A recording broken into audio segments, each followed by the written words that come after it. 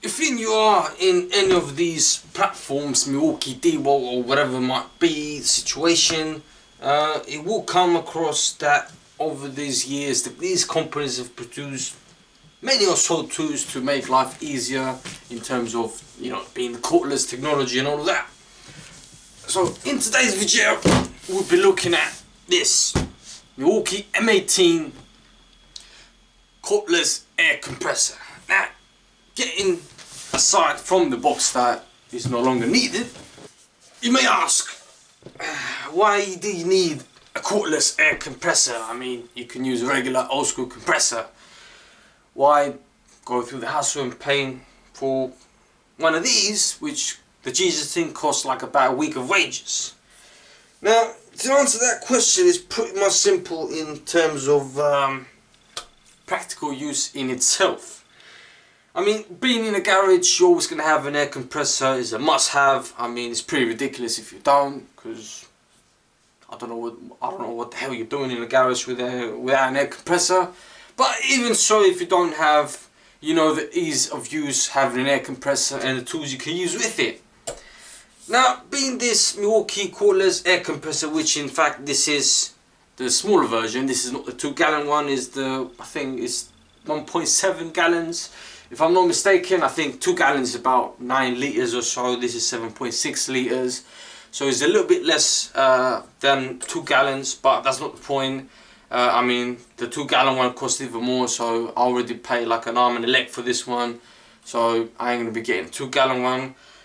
Even if you are in the market and then you're looking for an air compressor and you're thinking, well, is this small compressor worth it? Is it good enough for the jobs I'm going to be doing? Well, I'm making this video to describe roughly what you're looking at when you're going to be, you know, having a tool like this. Beginning with, you know, having a look at the tool itself in terms of construction.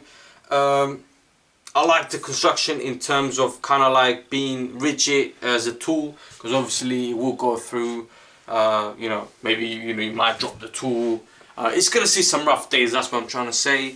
And I think comparing it to the DeWalt and then other like tool manufacturers, whatever, I think in terms of rigidity, Milwaukee does stand out. I mean, this steel frame over here comes all the way down there and at the back. Obviously you got the handle, steel handle over here, but that's, you know, onto the kind of like compressor itself is welded on. So it feels solid in the hand, girthy if I may say so. In terms of actual use, I mean, if you people work with air compressors before, which, you know, I would say most of you would do, unless you're new to this game. You obviously got your on-off switch over here.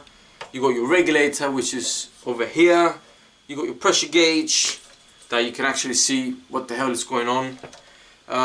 Battery fitment, which a normal air compressor wouldn't have. On the side, it will be your pressure release valve over here, and then kind of like your outlet over here, which you normally connect your hose. I had a bit of trouble coming with this one, what size it is. Apparently, I'm not so great with air fittings in terms of like names and stuff, but I believe this fitting is called Uni High Flow, that's what it's called. I use a 1/4-inch one. I've always used one, like all my air tools and stuff. They got that fitting on. I don't know why, don't ask me. I just so happened to use them. So this one I was lucky I had an adapter in my shed, so I'm using that. I changed it to my hose so I can actually use you know, my air tools and all of that. In terms of other specs of the tool, like I said, this is a 7.6 litre capacity one. Decent size enough. The thing weighs about 14 kg, which might be a little bit on the heavy side for some people, but I mean, as you can see of the construction, having that extra kind of like rigidity does come the cost of a little bit extra weight. For me, it's not that much of a difference. I mean, the DeWalt pretty much weighs, I say, I'm not really sure, I know it weighs less, but obviously having that plastic doesn't really give me a sense of security compared to this one. Other specs, this will operate up to like 9.3 bar if I'm correct. Not that you're going to be using this tool, like this compressor, into like that matters, because I mean, if you're using a tool that requires 9 bars, mate, this ain't the compressor for you, because you know the compressor won't be able to keep up. I mean, it says, you know, in itself, the unit over here says 87 decibels, which is quite weird, because the box itself, it says 68. I don't know if you can see that, but it says 68 decibels over here. I don't know if you can see that, 68 decibels over there. So that's quite weird, but in overall, you will be impressed that this is a quiet compressor compared to any regular compressor. In my hands, got 9 battery. This is what I have.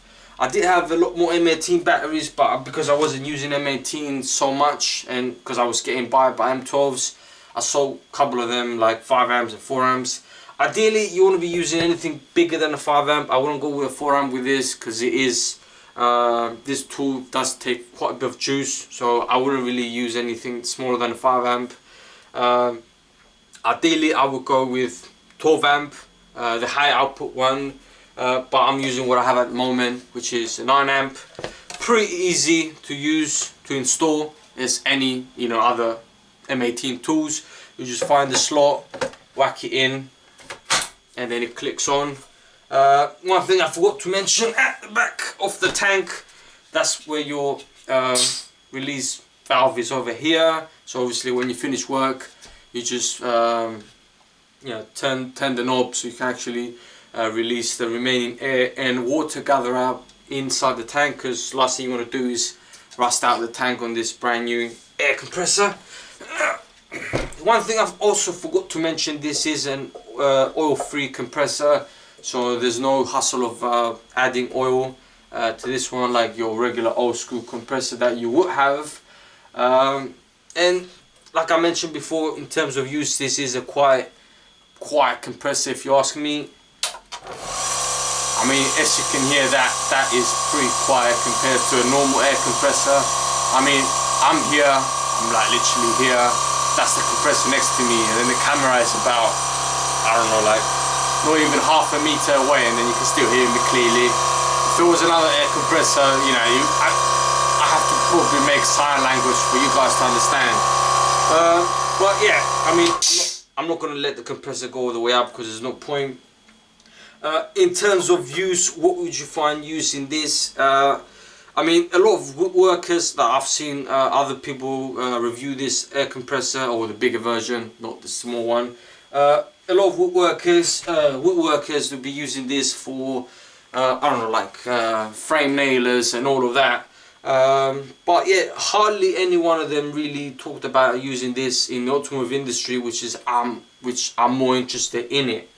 Where I see this as a kind of like solution, revolutionary solution in the automotive industry, especially in like mobile mechanics, such as myself, because I've recently started like a mobile mechanic thing, kind of like experimenting, and realized sooner in the beginning like how valuable an air compressor is to have. Now, I didn't want to go through the hassle of putting bigger, proper size air compressor inside my little van, because one, you run the problem of you know, how you're going to power the thing up. You need an inverter to do that. That's going to be running off your car's alternator or battery, or however you set it up.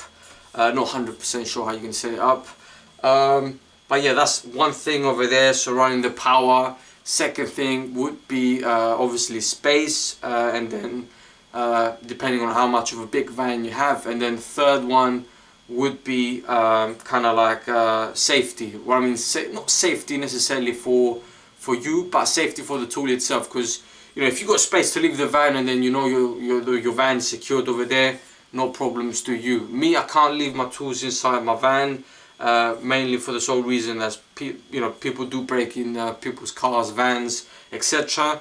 And I'm not like comfortable to say like I'm gonna leave this overnight and then everything's gonna be alright. So you know, my main tools and all of that, I take them out every time I finish a job out of the van, if I finish for the day. So this one, being like the compact size that it is, fits perfect for my needs. In terms of use in the automotive industry, what would you use this? Where would you see yourself using this. Well, first of all, saying this one to be using for air guns, I'm afraid so you're not going to be able to get out a lot of this one in terms of using air guns. First of all, because the tank ain't big enough. I mean, the compressor is a small compact compressor. It's only meant for small stuff. So even if you do happen to use an air gun, you know, the compressor won't be able to keep up. And then unless you wait and you got the patience to wait up, you know, a long time to actually get a job done, then it's down to you. I mean, really, I wouldn't do that. I mean, Milwaukee does come with, you know, brilliant compact and even M18 impact wrenches that get the job done. So, you know, they've already solved that problem. Where would you use this is, it would be your most important things that you use an air compressor, apart from impact guns. It would be doing tire pressures, that as you would if you were to, let's say, you know, you got a customer and you're doing a service on him. I think tire pressures is a pretty kind of like standard thing that you would do in a garage. And then, you know, being a mobile, it is a little bit of a hassle to have like an inflator or something like that. You know, you can get like a little dodgy cheap inflator that might, you know, 12 volt, that might do the job and then take forever. Or you can have this and then, you know, get the job done quicker and more efficient.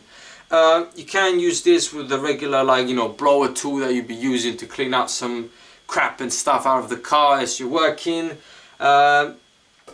You can also use this to do if you want to do a leak down test. So for me, I mean, the other day I had a customer, I wanted to do a leak down test, see if the head gasket was gone, because I had like a pretty good feeling that it was.